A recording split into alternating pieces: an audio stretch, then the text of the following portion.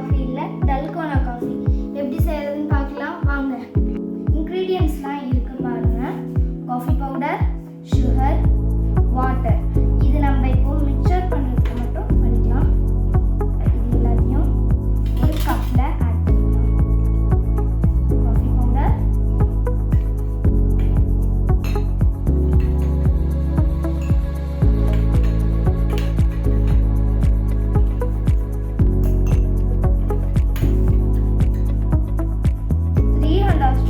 Coffee powder சேர்த்துக்கோங்க. Sugar,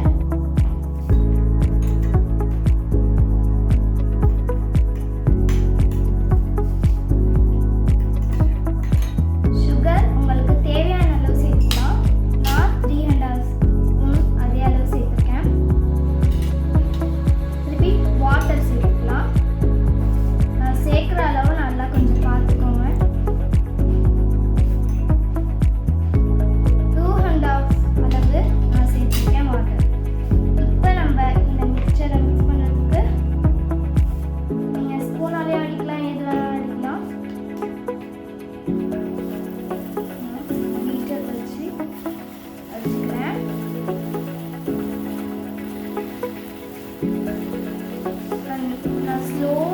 ஸ்லோலையே வச்சு நல்லா பீட் பண்ணிக்கிறேன்.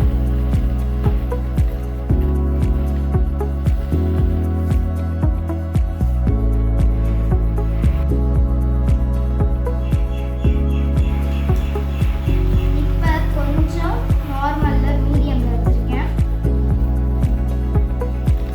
நல்லா க்ரீமியாக கொஞ்சம் கொஞ்சமாக கன்சிஸ்டன்சி வருது.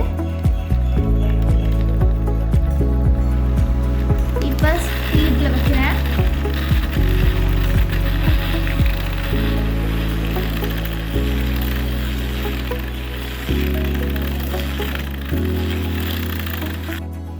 இப்போ பாருங்க இதோட கன்சிஸ்டன்சி எப்படி ஃபார்ம் ஆயிருக்குன்னு பாருங்க. நல்ல ஒரு கெட்டியான திக் கன்சிஸ்டன்சியில் இருக்கு.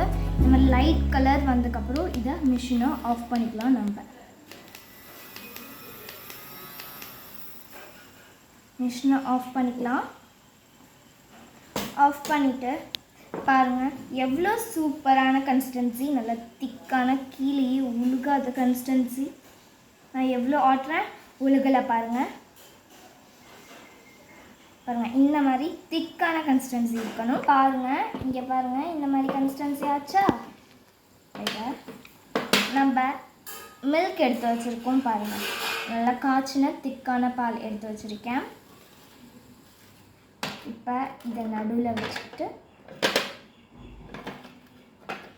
இப்போ ஒரு ஸ்பூன் எடுத்து இந்த காஃபி கப்புன்னு தனியாக நான் எடுத்து வச்சுருக்கேன்.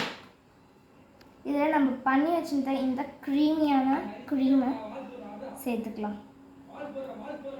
எவ்வளோ க்ரீமியாக இருக்க பாருங்கள்.